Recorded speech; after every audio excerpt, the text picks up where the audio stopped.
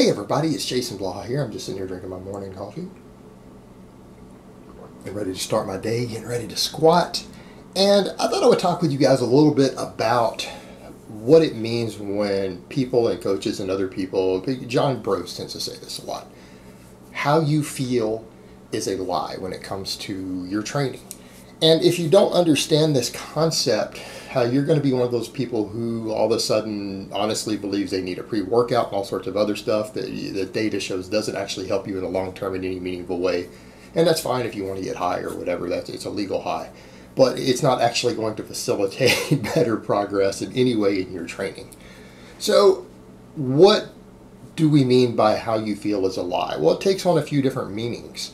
Number one, and I discussed this yesterday in my own workout video, my training video, is how you feel going into the gym doesn't always correlate with what happens when you get to the gym. In other words, you will have days to where you feel really good, you feel really strong, right? You feel good, like you think you're going to have a good training session. And this is stuff that gets noticed a lot more with people who do the training styles similar to what I do, to where you're coming in and hitting close to max effort work every time you train.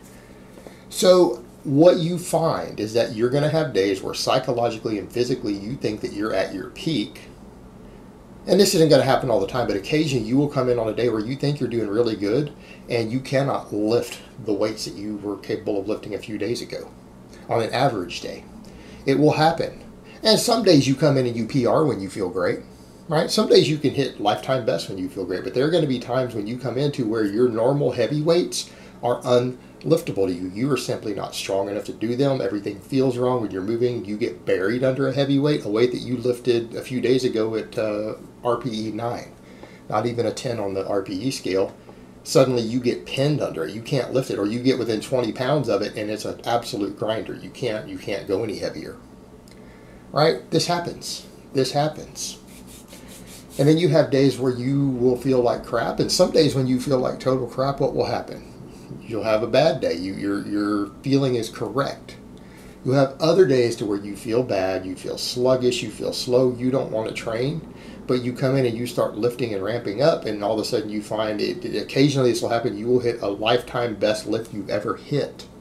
You might be the strongest you have ever been up to that day, on a day where you feel like garbage going into the gym. So here's kind of the point that needs to be brought home with that. How you feel is a lie. How you physically or mentally feel going into the gym doesn't always directly correlate with what's going to happen on how you perform. And that is an important thing to understand when you are training.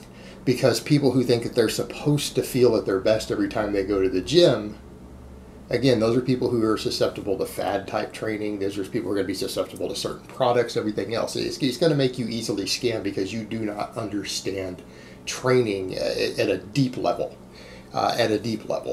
And this matters as well when we start talking about training programming, because we kind of get into that whole topic again, like Ripto loves to talk about this. Exercise versus training. If you're going to the gym under the belief that you are going there just to feel good about what you're doing and to get hot and sweaty or get a pump or whatever it is that you're chasing, you're exercising. And exercise is fine if you exercise just to feel good about yourself and for a therapeutic reason or whatever. That's fine. That's fine, but it is not training. Training is a structured plan in which you come in and you exercise, but it's a structured plan with what you are doing with specific performance and physical goals that you wish to obtain over a given time frame. It is a structured plan to where you come in and you follow a plan that is written and geared specifically towards reaching your goals over a period of time. And here's the thing, how you feel about your training or how you feel about a workout session is completely irrelevant to the physical results that it produces. It doesn't matter whether you had a good session or a bad session in your mind. It doesn't matter how you feel about it going into it. Your subjective feelings about your training on any given day are completely irrelevant to the physical response that your body has. All that matters is how did you perform, which muscle fibers did you recruit, what movement patterns did you train, what was your objective numbers. That's what will determine your results. Yes, there are hormonal responses and other stuff involved, but again, those are subjective in how you're going to feel about this. How you're going to feel before, during, and after a workout is extremely subjective. And your muscle fibers and your peripheral nervous system and your bones and your tendons don't actually particularly care how you feel about it. They care about what stress was induced and what happened subsequently to allow them to adapt to it. That's it. So in that case also, how you feel is a lie. And so we kind of come to a point of people will say things like, well, I can't train when I'm tired. I can't do this workout because later in the workout I'm too fatigued to do my best. Well, what makes you think that you need to have your fresh rested best in order to achieve maximum results? In other words, I would ask someone a simple question. If you deadlift before you do rows and you can't row as much weight, do you honestly think you're not getting a growth stimulus because you did rows after you deadlift? Just because you can't lift as much, you've got to use maybe 10% less weight. Maybe if after you do deadlifts, before if you've done deadlifts, you could probably row, I don't know, 250 for 3 sets of 5, right? But if you have deadlifted first, you've got to take 20 pounds off the bar, or 25, and you can only do 225, and it has the same effort and bar speeds and everything involved as if 25 pounds heavier if you had done it fresh. Do you honestly think you're not getting a training response? Do you think that because you're fatigued that your progressive overload on that exercise isn't having a training response? Of course it is. It still matters. Your fatigue doesn't matter in that regard. It is your workload, how much stress, how far you're pushing your body in regards to what it is capable of at that time, and if there is progression there. So in other words, some people will say, well, because I have a job that leaves me tired and I go to the gym after my work and, you know, I'm weaker. I can't lift as much weight for the given number of reps. It's harder for me to perform. But here's my question. If you always train in that state, that is your baseline condition. It would be different if you alternated and you had days where you came in fresh in the morning and then other days where you came in the evening. That will make it harder to judge your progression. But if you always do it that way, you are going to gain muscle and strength at the maximum rate that you are able to if you're programmed to do it, even though you might be performing less ideally. Because the fatigue itself still creates a condition to where you are using the maximum amount that you can use for again, these different programming protocols depending on what routine you're doing. And you're still progressing, and as long as the progressive overload is there, the adaptations are going to take place as long as you get sufficient sleep, nutrition, and rest throughout the week in between. It doesn't matter. But people get this idea that because of that they need something to pick them up, to help them push beyond what they can do in their fatigue state because they feel that it's not good enough.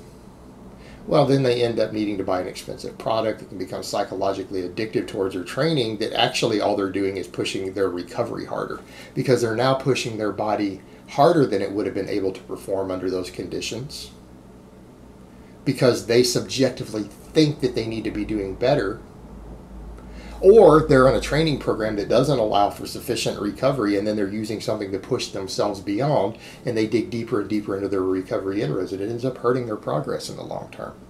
If you have days to where you have too many days to where you have an unacceptable level of fatigue, because fatigue is going to happen, especially if you do any sort of high frequency training, you're going to have days where you can't perform as well. But if you're performing at a level that's giving a training response, it's still fine. And as long as general progressive overload is there, it doesn't matter.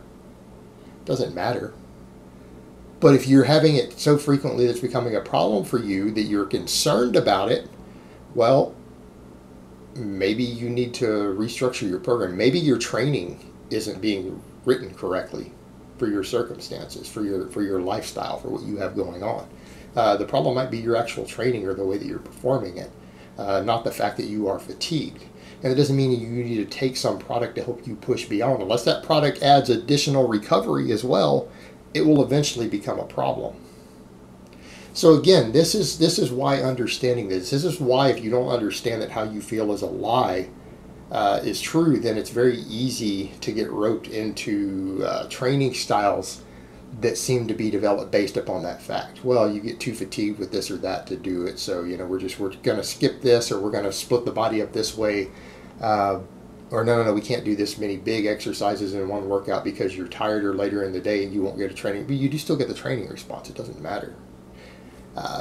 Or we're going to sell you this pre-workout or this product to help boost your energy in the gym, when in reality this is because there's a problem with either the training programming or your personal perception of what's going on with the training. You don't need any of this stuff. Again, it's just the way the body works.